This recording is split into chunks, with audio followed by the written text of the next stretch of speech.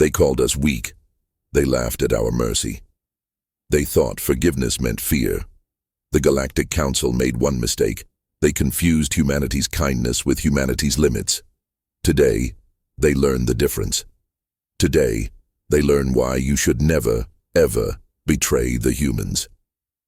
The day everything changed, Captain Sarah Chen stood on the bridge of the Prometheus, staring at the blue marble called Earth through the viewport. 20 years. 20 years since humanity joined the Galactic Council. 20 years of peace. Her communicator buzzed. "Captain, incoming transmission from Council Station Alpha." "Put it through," Sarah said. The hologram flickered to life. Ambassador Vexnar appeared, a tall, insect-like being with 4 arms and golden compound eyes. Sarah smiled. They'd worked together for 5 years. "Sarah, my friend." Vexnar's voice cracked. "Run, right now, run." The transmission cut to static. Sarah's heart stopped. "What? Vexnar, answer me!" Alarms screamed across the bridge. Every warning light turned red. "Captain!" Lieutenant Rodriguez shouted. "Multiple jump signatures. 60, no, 80 ships dropping out of hyperspace." "Who?" It's the Council fleet, ma'am. All of them." Sarah's blood went cold. "Hail them, now!" The main screen lit up. But it wasn't Vexnar. It was High Chancellor Morgoth, leader of the Galactic Council. His reptilian face showed no emotion. "Human vessels," he said slowly. "Your service to the Council is complete. Your people are too dangerous, too unpredictable." The vote was unanimous. Sarah interrupted. "What vote? What are you talking about?" "The vote to eliminate Earth," Morgoth said simply. "Effective immediately." The bridge went silent. Sarah couldn't breathe. You can't be serious," she whispered. "Your planet will be sterilized within the hour. It's nothing personal, Captain. Just politics. The other species fear your potential. Better to end it now while we still can." Rodriguez jumped from his seat. 30 years. We fought beside you. We saved your worlds. We trusted you." Morgoth's expression didn't change. "Yes, that was your mistake. Goodbye, humans." The transmission ended. Sarah grabbed her chair so hard her knuckles turned white. Around her, the crew sat frozen in shock. Below them, Earth spun peacefully. 3 billion people, children, families, all about to die. "Ma'am," Rodriguez's voice shook. "What do we do?" Sarah closed her eyes. Her daughter was down there, 8 years old. Probably at school right now, learning about the friendly aliens her mother worked with. The betrayal cut deeper than any weapon. "Ma'am?" Rodriguez repeated. Sarah opened her eyes. Something changed in her expression.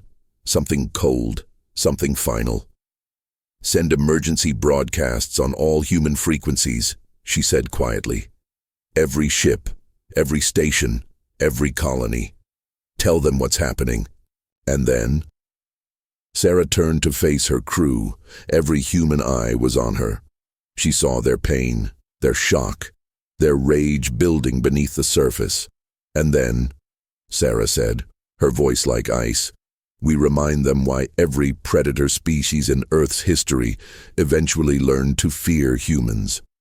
We remind them what happens when you wake up something that was better left sleeping." She pressed the ship-wide intercom. "This is Captain Chen to all hands. The Council has betrayed us. They're going to attack Earth. Our families, our children, everything we love." She paused, letting it sink in. "I know you're scared, I know you're hurt, but remember what we are. We're the species that conquered our own planet. We're the species that split the atom and walked on our moon before we even met aliens.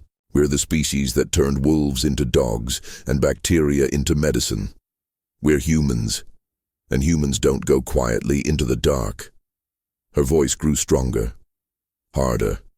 "Battle stations, all weapons hot. Someone tell me how many Council ships are in range." The weapons officer checked his screen. 18, ma'am. They're moving into bombardment formation above Earth. And how many of us? Just our fleet, Captain. 12 ships total. Terrible odds. But Sarah smiled anyway. It wasn't a kind smile. Then we make every shot count. Target their flagship first. I want Morgoth to watch his fleet burn before we send him to hell. Ma'am, Rodriguez said carefully, even if we win here, there are thousands of council worlds, billions of their people. We're just one species, not anymore, Sarah interrupted. She pulled up the tactical display. Red dots showed council ships all across human space. But green dots, human ships, were already moving, already responding to her broadcast. Every cargo hauler, every mining ship, every colony defense boat. They were all turning toward the enemy. Look, Sarah pointed at the screen. Every human in the galaxy just got the same message, and every single one of them is choosing to fight. She zoomed out. The map showed the entire galaxy, thousands of human positions. They think we're weak because we chose peace. They think mercy means we can't be monsters. Sarah's eyes burned. They're about to learn the truth. Humans invented mercy because we needed it. Because without it, we're the most dangerous thing that ever evolved. She turned back to the viewport. The Council fleet was positioning for the attack on Earth. Fire all weapons, Sarah commanded, and send one final message to the Council. Tell them this. She spoke slowly, clearly, making sure every word was recorded. You could have had our friendship forever. You could have had the most loyal allies in the galaxy. But you chose betrayal. You chose genocide. So here's what happens next. We're coming for every one of you. Not today, not tomorrow. But we're patient. We're smart, and we never ever forget.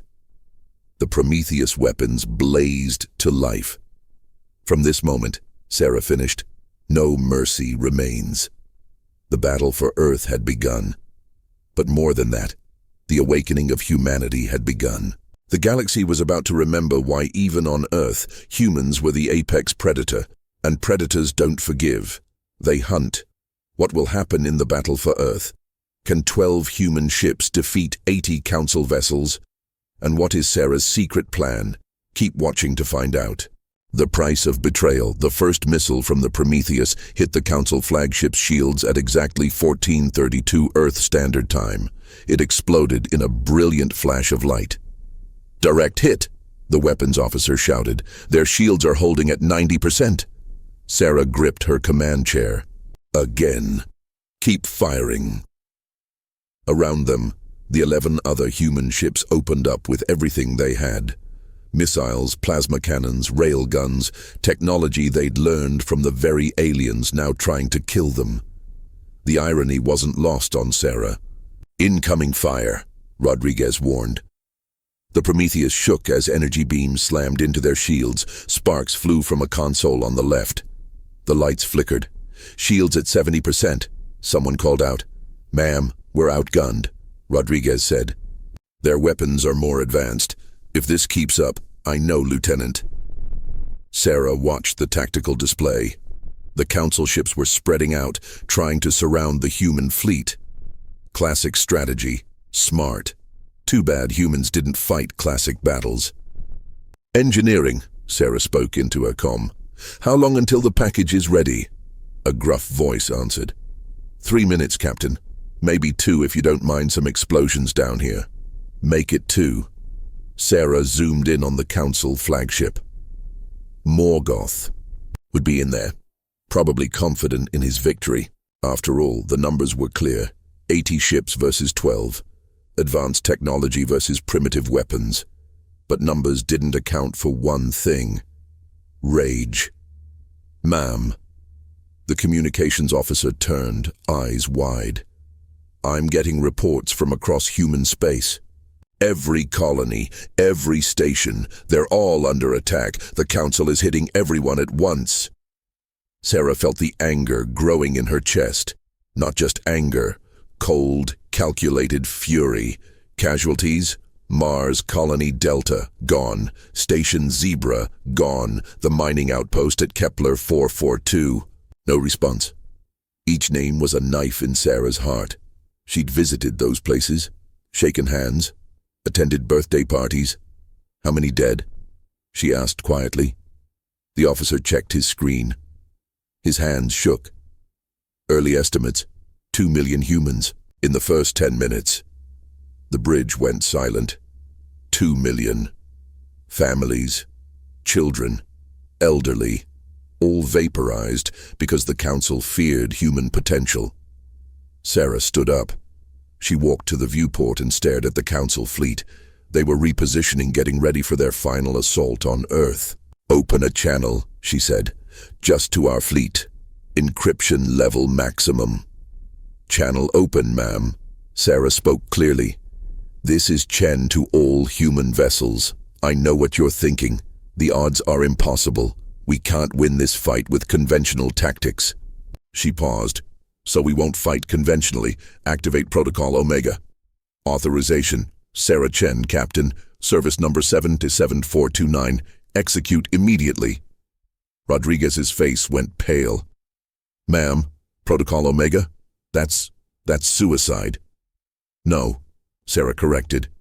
"That's sacrifice. There's a difference." Protocol Omega was simple and terrible. Every human ship would target the enemy vessels closest to Earth.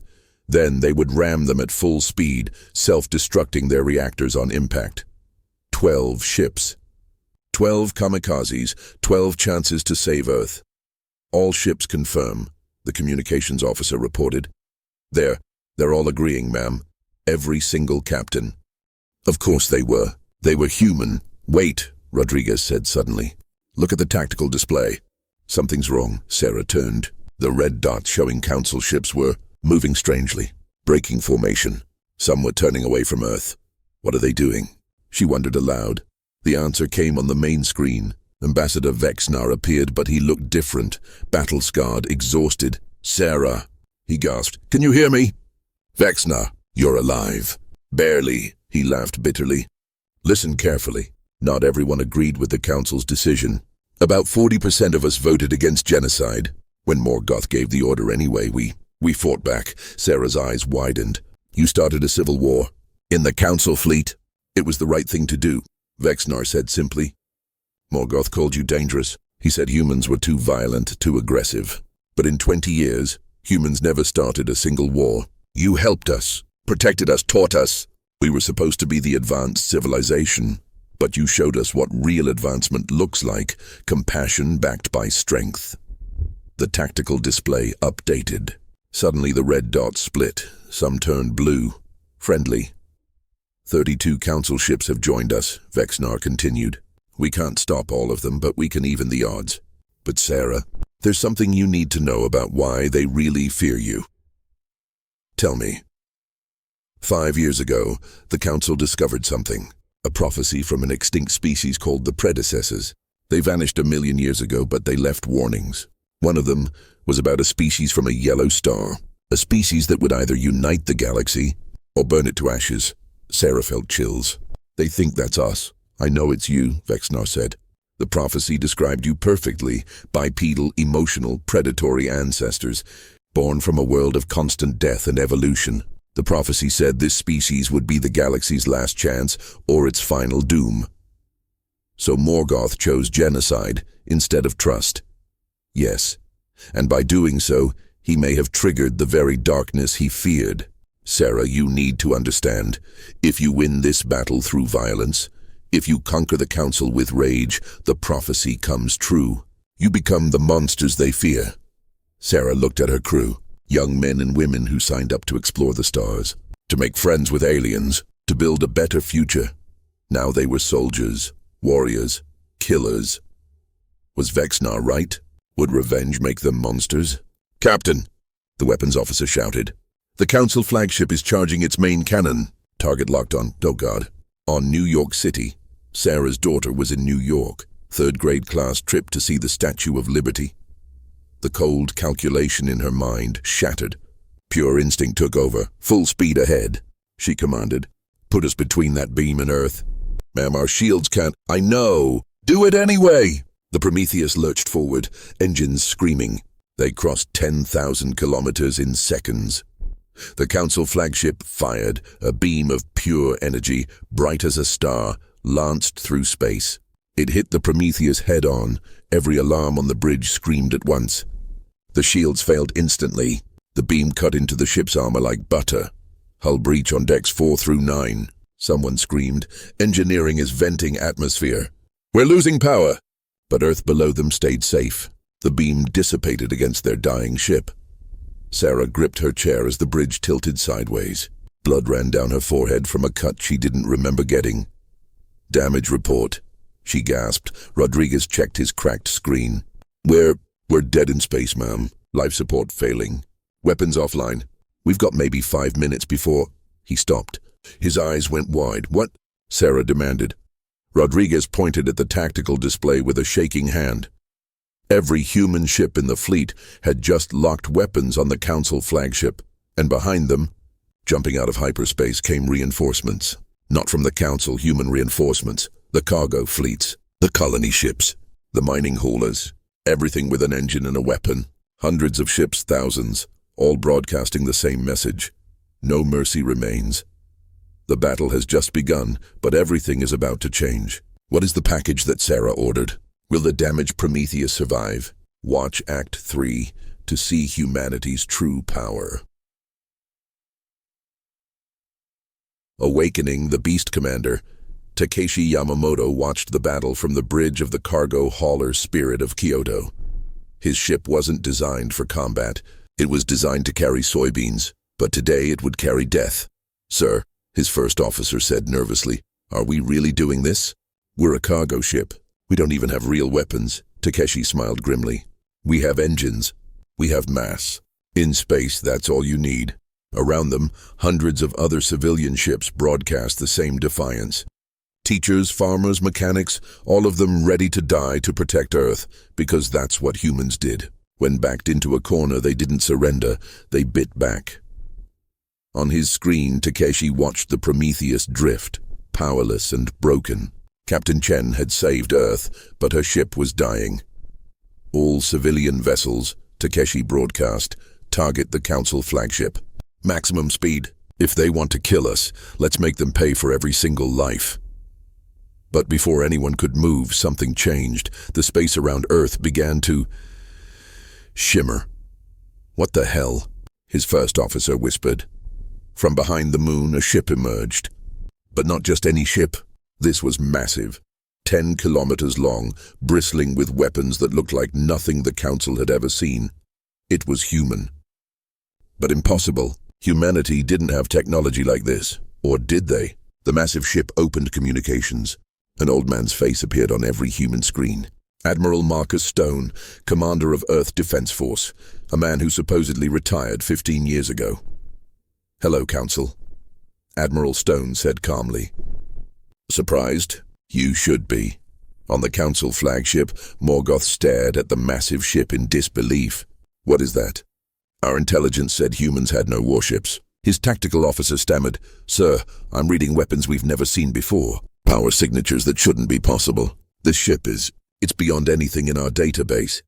Admiral Stone continued his broadcast. "You thought we were weak because we chose peace. You thought we couldn't build warships because we didn't show you any. But here's something you never understood about humans. We plan for the worst and hope for the best." The massive ship powered up. Energy crackled along its hull. "This is the retribution," Stone said. "We started building her the day we joined the Council. Not because we didn't trust you, but because our history taught us that eventually someone always betrays peace. We hoped we were wrong." He paused and his voice turned cold. "We weren't." The retribution fired a single shot. The beam was blue-white, beautiful and terrible. It crossed the distance to the Council flagship in an instant. Morgoth barely had time to scream. The flagship's shields, which had laughed off the Prometheus's weapons, simply disappeared. The beam punched through the armor like it wasn't there. The entire ship, 3 kilometers of advanced alien engineering, exploded in a ball of fire. 80 council ships suddenly became 79, and the humans hadn't even started fighting yet. You wanted to see humanity's potential. Stone asked the remaining council fleet. Here it is. We've been in space for 50 years. Just 50. And we already matched your weapons technology. Given another 50 years, we'd surpass you. Given 100, we'd make you look primitive. He leaned forward. But you took away that peaceful timeline. You chose genocide. So now you don't get the humans who build and create. Now you get the humans who survived the Black Death, the World Wars, and the nuclear age. You get the humans whose greatest works of art are about war. You get the predators. On the dying Prometheus, Sarah Chen watched through blurry vision. Blood loss was making everything fuzzy, but she smiled. The package, she whispered. You beautiful bastard, Stone, you actually finished it. Rodriguez helped her stand. Ma'am, medical teams are on their way from the civilian fleet. Just hold on. Did we win? Sarah asked weakly. Ma'am, we haven't even started yet. He was right. The Retribution wasn't alone. 5 more massive warships decloaked around Earth. Humanity's secret. Their insurance policy, their ace in the hole, 6 warships. Each one more advanced than anything the Council had, and they were angry. All Council vessels, Admiral Stone broadcast, you have 60 seconds to surrender. Power down your weapons. Stand down your crews. If you don't, we will destroy every single ship that attacked humanity today. On the Council ships, chaos erupted. Some captains wanted to fight. Others wanted to flee. Most just wanted to understand how they'd miscalculated so badly. Ambassador Vexnar, still alive on his ship, broadcast on all frequencies. Council fleet, this is Vexnar. Stand down. Stand down, they've beaten us. Accept it with dignity. Never, a council captain snarled. We outnumber them. Even with their superweapons, we can... The Retribution fired again. That captain's ship ceased to exist. 58 seconds, Stone said calmly. Ships started surrendering. One by one, their weapons powered down. Their shields dropped. Within 30 seconds, 47 council vessels had given up. The rest tried to run. They didn't make it far. The human warships moved faster than should be possible. They caught the fleeing council ships and disabled them with surgical precision. Not destroyed, disabled. Left drifting but intact, because even in rage, even in betrayal, humans held on to something the Council had thrown away. Control. Within 3 minutes, the battle was over. Every Council ship was either surrendered or crippled. Not a single human ship had been destroyed after the Retribution arrived. But the cost was already paid. The Prometheus was dying. The civilian ships had lost 53 vessels to the initial Council attack, and across human space millions were dead. Victory didn't feel like victory. Admiral Stone's next broadcast went out to the entire galaxy. Every species, every world, everyone who had sat in the Council and voted to exterminate humanity. This is Admiral Marcus Stone of Earth. Today, the Galactic Council attempted genocide against humanity. They failed. But they succeeded in teaching us a valuable lesson. In this galaxy, friendship means nothing. Trust means nothing. Only strength matters. He paused, letting the words sink in across 1,000 worlds. From this day forward, humanity withdraws from the Council. We will defend our space with absolute force. Any ship that enters our territory without permission will be destroyed. Any species that threatens any human, on Earth or in our colonies, will face the full might of our fleet. His eyes hardened. You created this. You forced us to become what we tried so hard not to be. You wanted to see Earth's monsters? Congratulations. We're awake now. The transmission ended. On the Prometheus, Sarah Chen finally allowed herself to collapse. Medical teams rushed to her as she faded out. Her last thought before unconsciousness was about her daughter. Safe in New York, still alive. That's all that mattered. But in her dreams, she saw the future. A galaxy afraid of humans. A galaxy preparing for war. The Council's betrayal hadn't ended anything. It had started something much worse, because humanity had just learned the cruelest truth of all. Being kind makes you a target. Being merciful makes you weak in others' eyes. And the only way to survive in a hostile galaxy was to become more dangerous than everything else in it. The beast was awake, and it would never sleep again. The cost of survival 3 weeks after the Battle of Earth. Dr. Elena Vasquez walked through the ruins of Mars Colony Delta, bodies everywhere, frozen, preserved by the cold Martian air.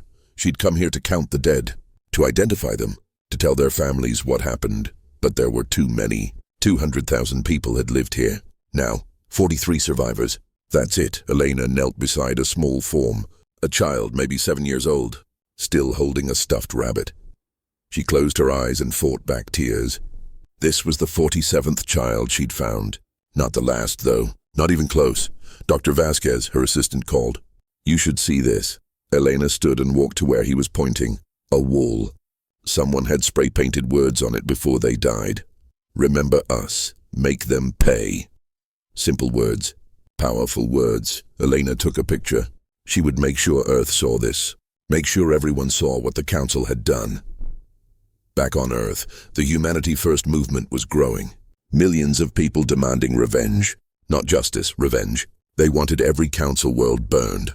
Every alien species enslaved or destroyed. Elena understood the anger.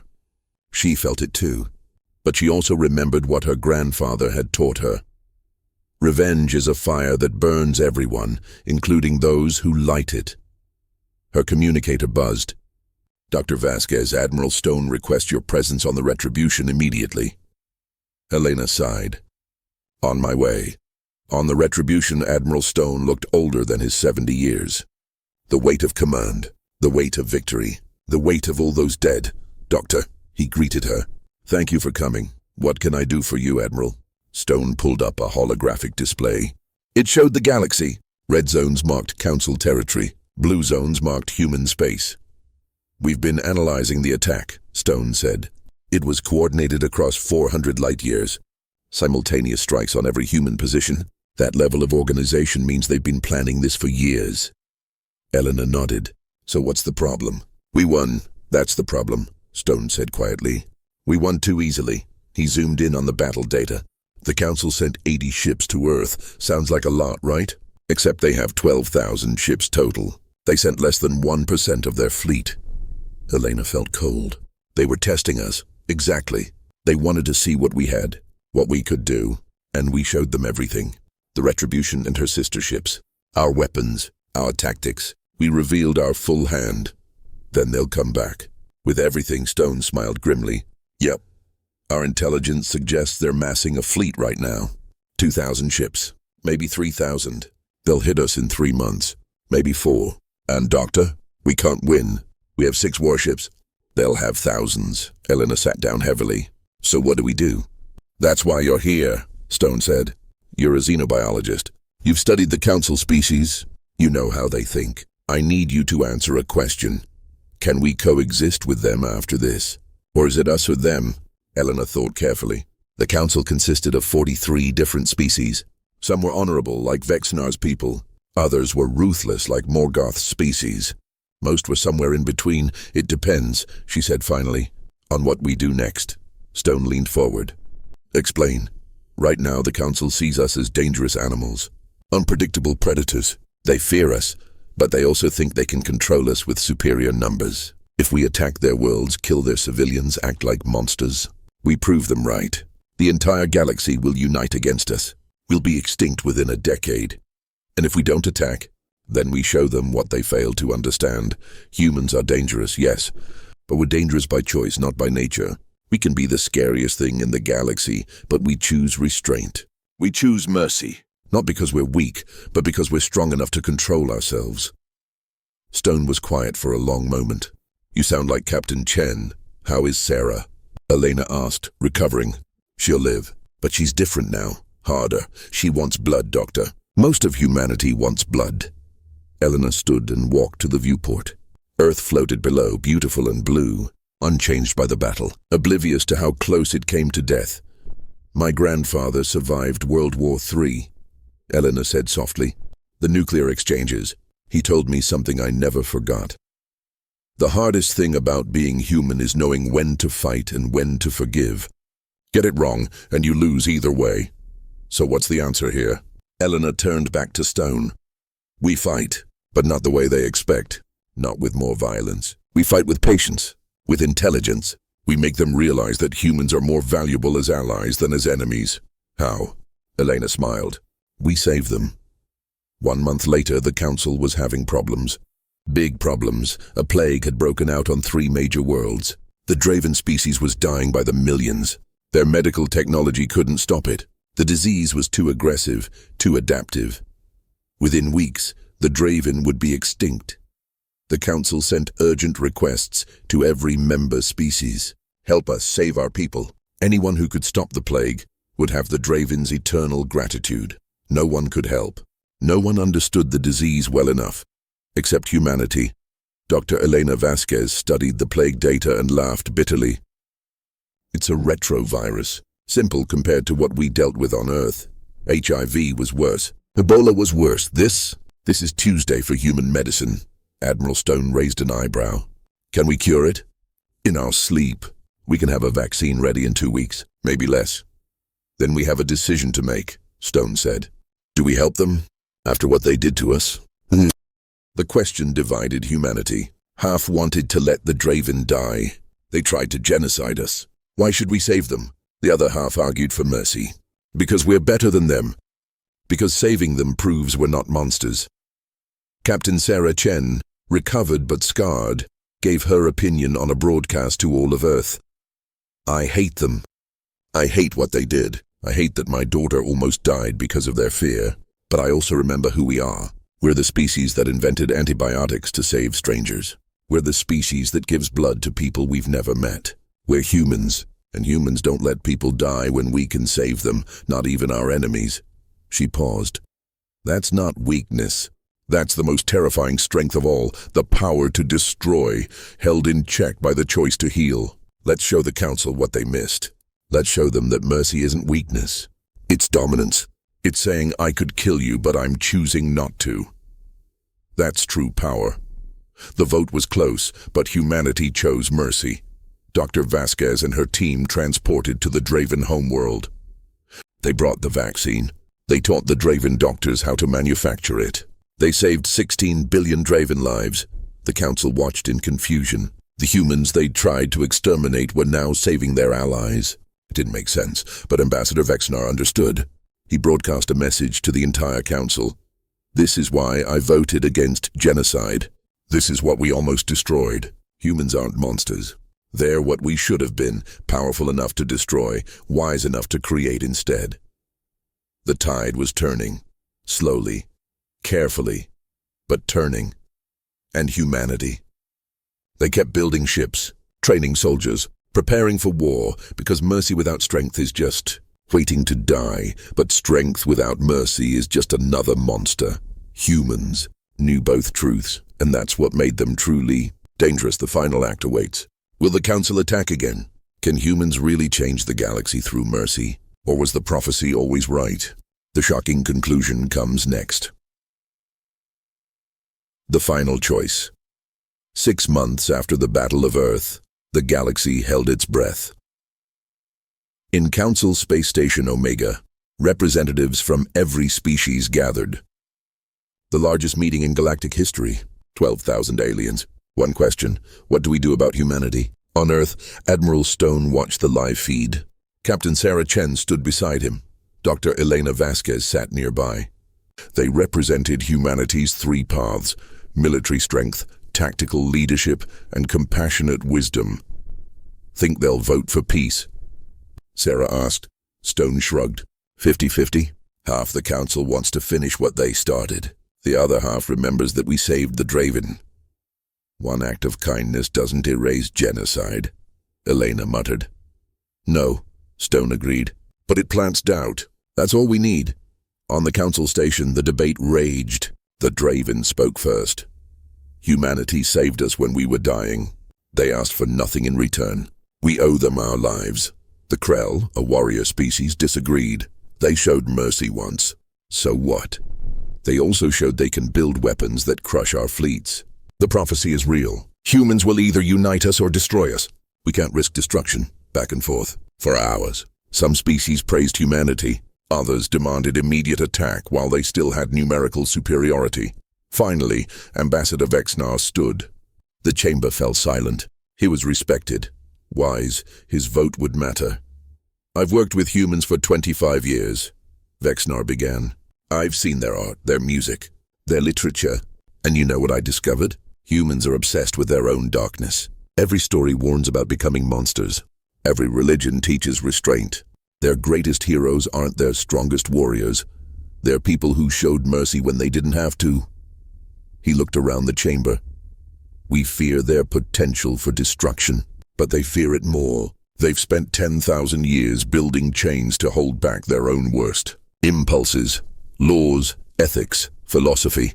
All of it designed to control the beast inside them." Vexnar's voice grew stronger. "The prophecy said they would unite us or burn us.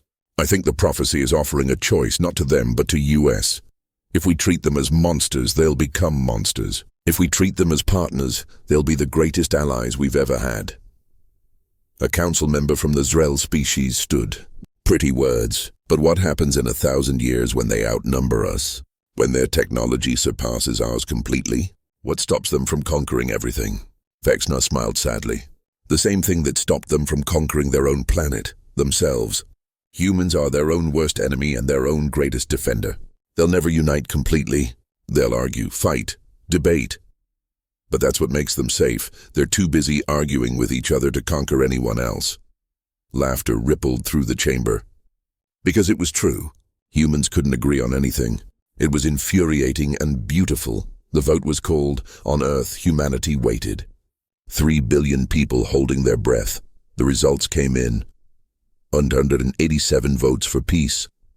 192 votes for war. Barely a majority.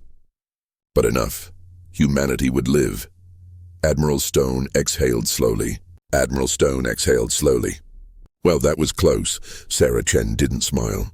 595 votes. "That's all that stood between us and another war." "Take the win, Captain," Stone said. "We're alive. That's more than we had 6 months ago," but Elena was frowning at her datapad. "Something's wrong. Look at the vote breakdown. Almost every species that voted for war. They're clustered in the outer rim, far from Earth. They don't know us personally." "So?" Sarah asked. "So the prophecy is still out there. The fear is still there. We didn't win peace. We won a temporary ceasefire." Stone nodded grimly. "She's right. This isn't over. It's just beginning." 3 days later, Ambassador Vexnar arrived on Earth. He was the first council member to visit since the betrayal. Security was tight. Many humans wanted him dead simply for being alien, but Sarah Chen personally guaranteed his safety. They met in New York City, near the site where the council's weapon had almost fired. Sarah's daughter Emma played in a park visible through the window. "She's beautiful," Vexnar said softly. "How old?" 8, almost 9. Sarah's voice was cold. "She would have died if I hadn't stopped that beam." "I know. I'm sorry." "Sorry doesn't bring back 2 million dead humans." Vexnar bowed his head.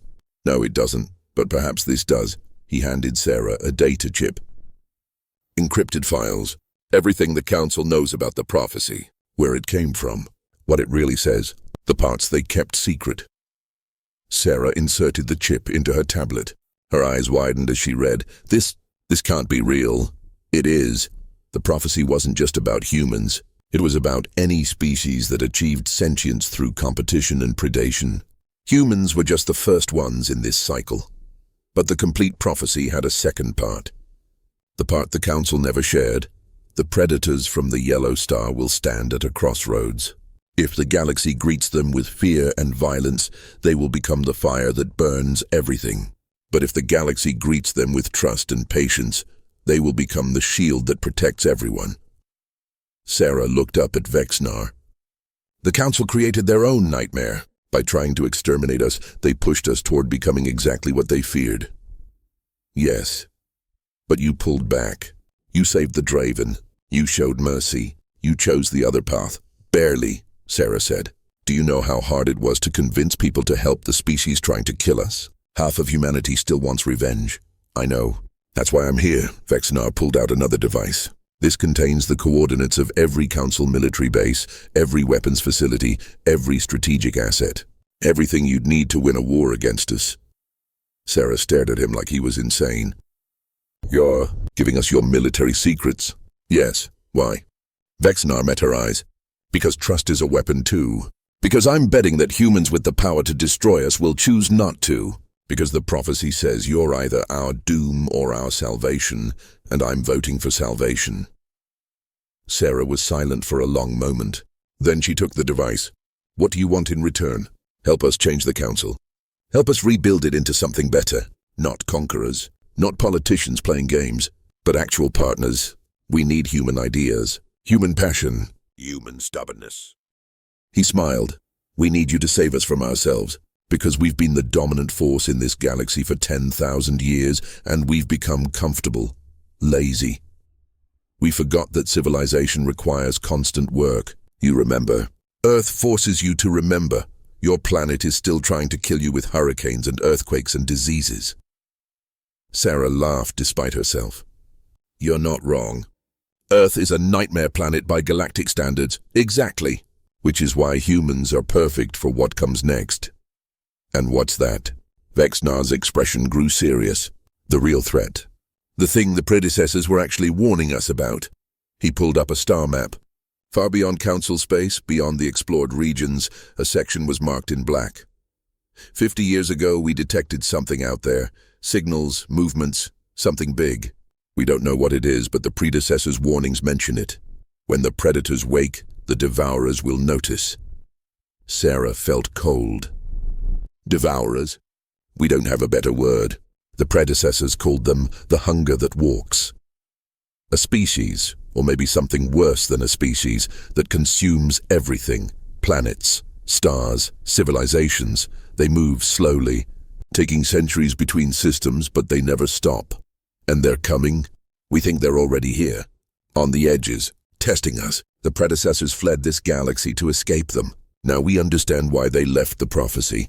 They were warning us, either unite the predators and prepare or die divided. Sarah looked out the window at her daughter playing.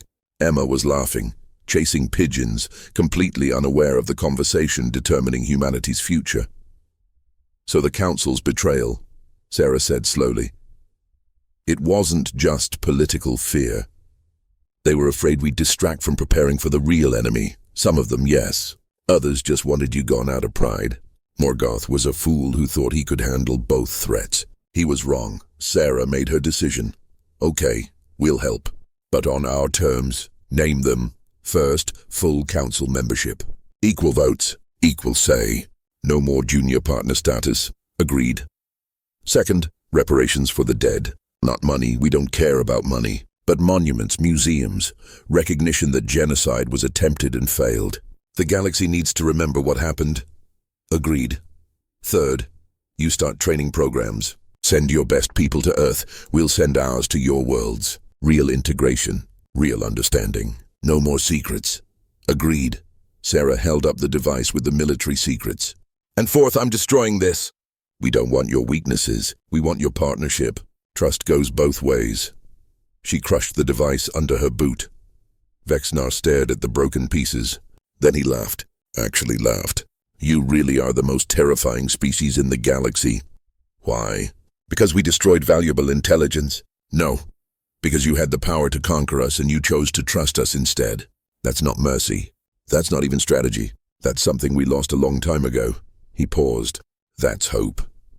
1 year after the Battle of Earth, the rebuilt Prometheus floated in orbit around Vexnar's homeworld. Captain Sarah Chen stood on the bridge, but this time she wasn't alone. Beside her stood Lieutenant Zekmore, a young alien officer, learning, training, understanding. Captain, Zekmore said nervously, the Council is requesting permission to approach. Granted, Sarah said with a smile. A formation of ships appeared. Not warships, transport vessels, carrying students, scientists, artists, the first wave of the integration program. Humans going to alien worlds. Aliens coming to Earth, learning each other's languages, sharing each other's food, arguing about philosophy, and laughing at each other's jokes. It wouldn't fix everything. There would still be conflicts, still be prejudice, still be fear, but it was a start. You know what I realized, Sarah said to Zekmore. The prophecy got it wrong. It said we'd either unite the galaxy or burn it. But that's not two choices. It's the same choice seen from different angles. I don't understand. Unity requires fire. It requires burning away the old hatreds, the old fears, the old comfortable lies. The predecessors weren't warning about destruction. They were warning about transformation, and transformation always hurts. She looked out at the ships approaching. Inside were thousands of beings who, a year ago, had voted to exterminate humanity. Now they were coming to learn from humans. The council tried to kill us because they were afraid of change. Sarah continued. But change doesn't care about fear. It comes anyway. The only choice is whether you burn fighting it or use that fire to forge something new. And what did humanity choose? Sarah smiled. Both were burning the old galaxy, the one where fear rules and the strong dominate. And we're forging a new one, where the strong protect, where the feared teach, where the monsters become heroes not by denying what they are, but by choosing what they do with it. Her communicator buzzed. Admiral Stone's voice came through. Captain Chen, we've detected movement in the dark zone. The Devourers. They're real. And they're coming. Sarah's smile didn't fade. Good, let them come. By the time they get here, they won't find a divided galaxy. They'll find humans and aliens standing together. They'll find predators who chose to protect instead of destroy. They'll find the one thing they can't consume. What's that? Zekmore asked. Hope, backed by teeth. Sarah turned to her crew, half human, half alien, all united, set course for the dark zone. We've got a galaxy to defend, and we've got something the Devourers have never faced before. A species that knows how to be monsters, but chooses to be heroes instead. The Prometheus turned toward the darkness. Behind it, 1,000 ships followed, human, alien, together. The betrayal had broken the old galaxy. But from those broken pieces, something stronger was being built, something that would face the coming darkness not with fear, but with defiance. Because humanity had learned the final lesson. Mercy isn't the opposite of strength, it's the ultimate expression of it, and the galaxy, predators and prey, warriors and thinkers, humans and aliens, would face the future together.